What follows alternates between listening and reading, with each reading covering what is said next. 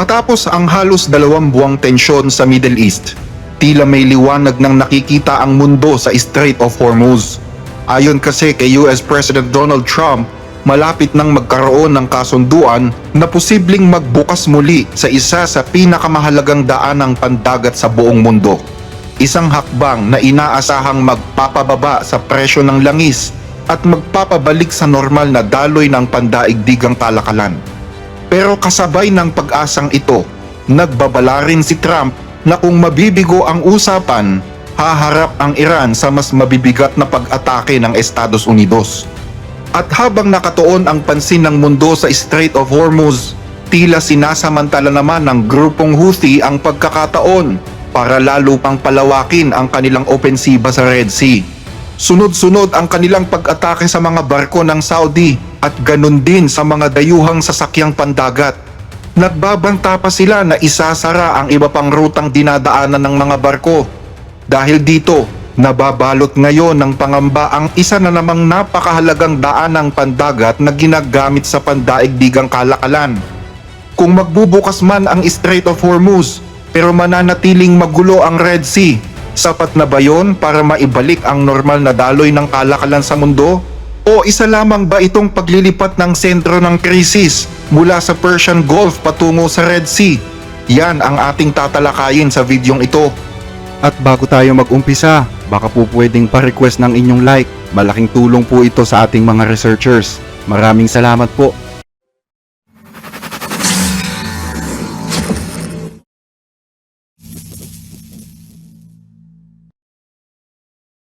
Magandang araw po sa inyong lahat. Sana po ay nasa mabuti kayong kalagayan.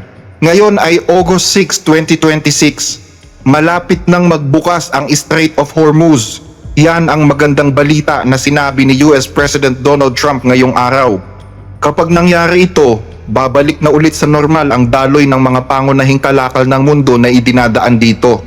Dito rin idinadaan ang nasa 20% ng produktong petrolyo sa buong mundo, kung saan malaking bulto ay napupunta sa mga bansa sa Asia. Kaya naman posible na rin daw na bumaba ang presyo ng langis sa pandaigdigang merkado kapag nangyari yun. Sa katunayan, inaasahan na ni Pangulong Donald Trump na sa loob ng 48 hours, lalabas na ang desisyon tungkol dito. Yan ay pag natapos na yung masinsinang usapan ng US at Iran na nagaganap daw ngayon sa Oman, at maganda din daw ang daloy ayon kay Trump. It's not very complex. We're talking about the strait, the opening of the strait, having it open literally by tomorrow. Completely open. We're moving along very nicely. We'll find out. We'll know in 48 hours, brother.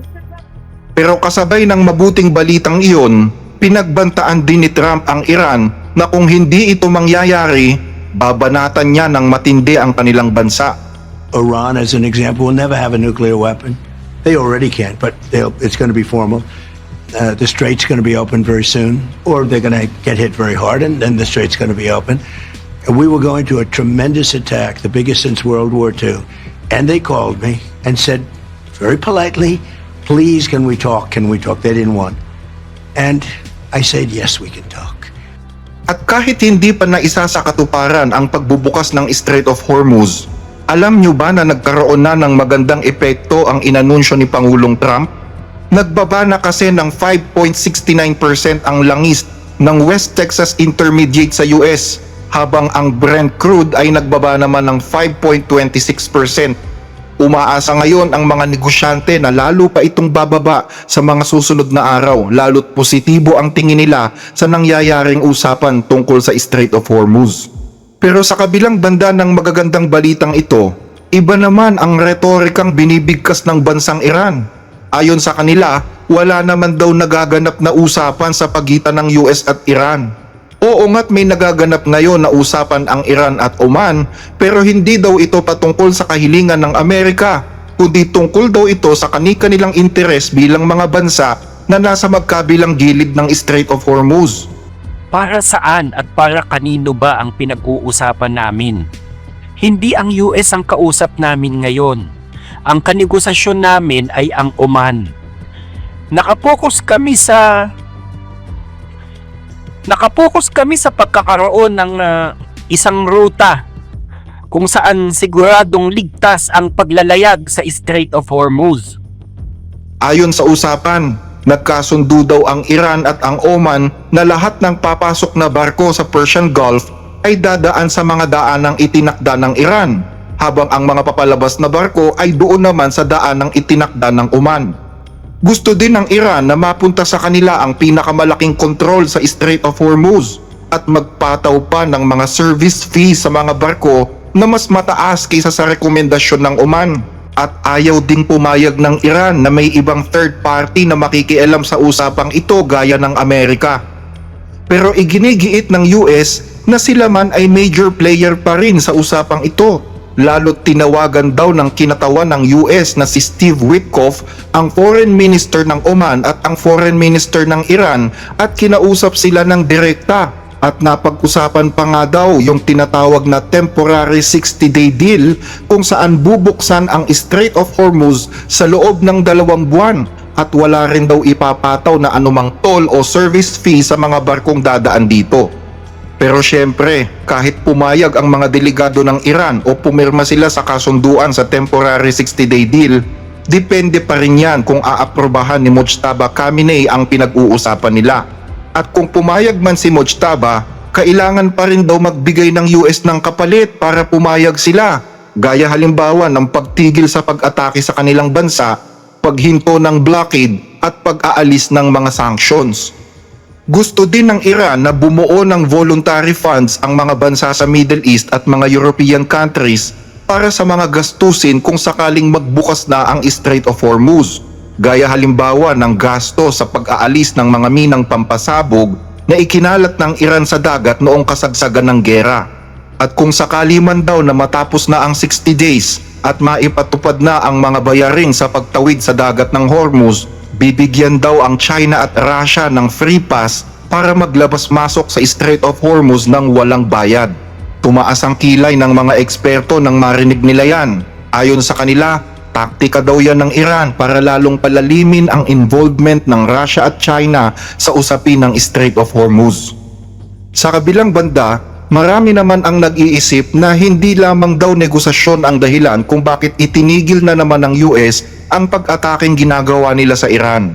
Meron kasing matataas na opisyalis ng US Army ang nagsabi na nagkukulang na daw ng inventaryo ng mga armas ang Amerika, lalo na sa mga interceptor missiles na ginagamit para protektahan ang mga puwersang Amerikano sa Middle East at ang kanilang mga bansang kaalyado.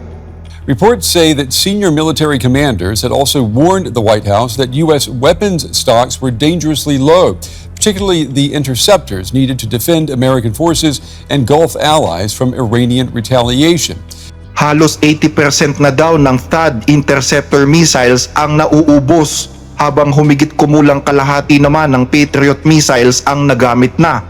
Naiulat din na halos kalahati na ng stockpile ng Tomahawk missile ang nauubos, habang nagamit na rin daw ng US Army ang halos lahat ng precision strike missile na inilaan para sa labanang ito.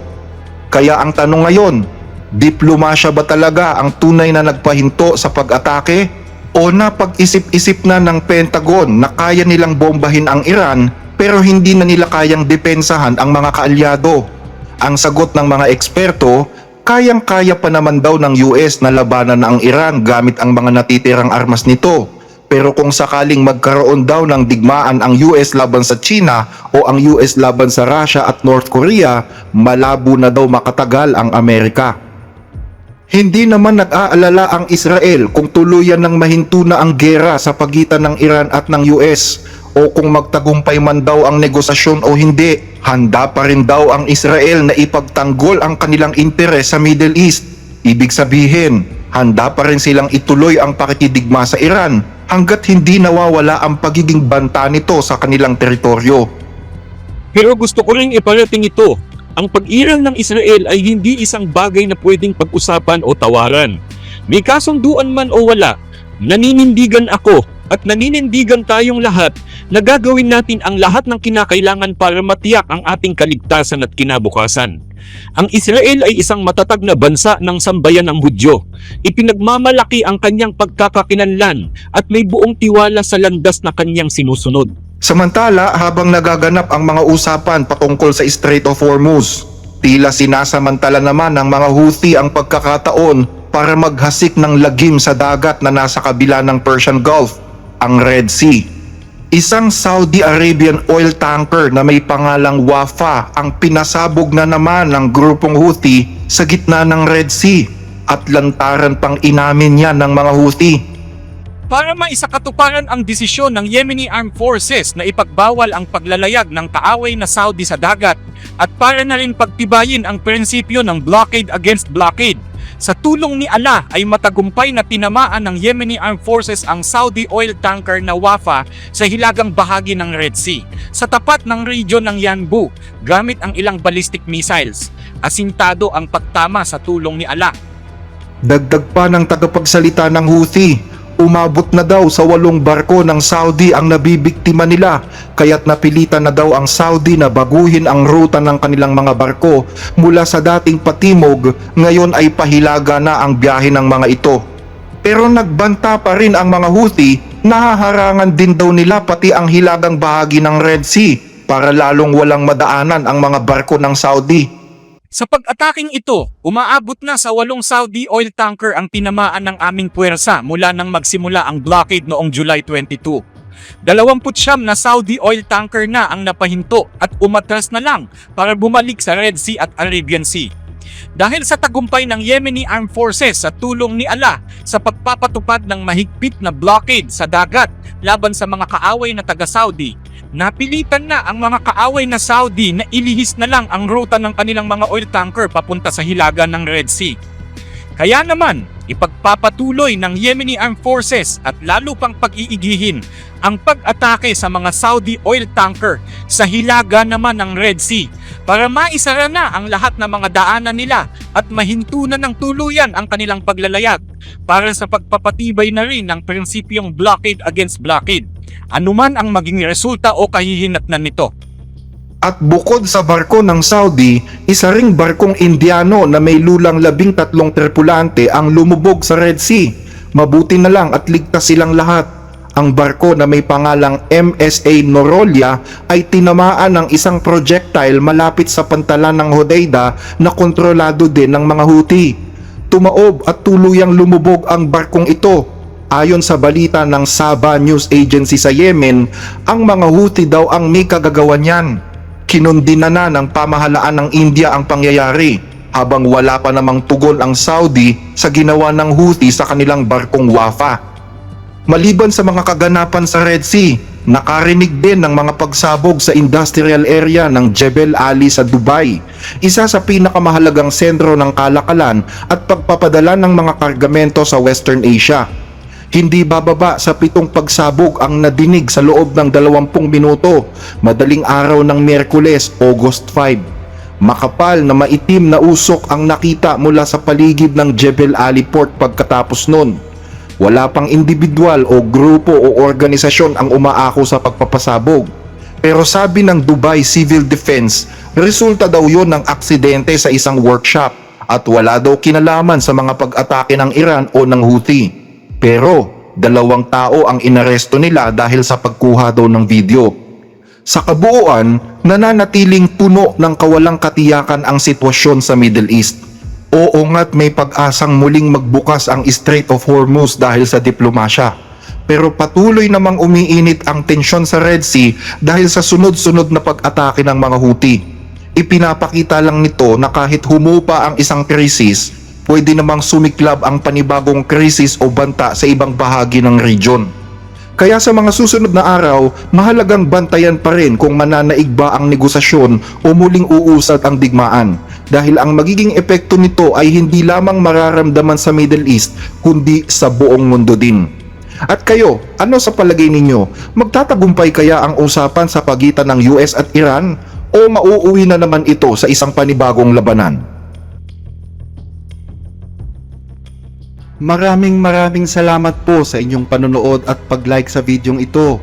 Kung hindi ka pa nakasubscribe, click mo lang yung subscribe button sa baba at yung bell na lalabas. At kung meron ka namang tanong, pwede mo kaming bisitahin sa aming Facebook account, The Blessed Reader. Always take care, kabayan!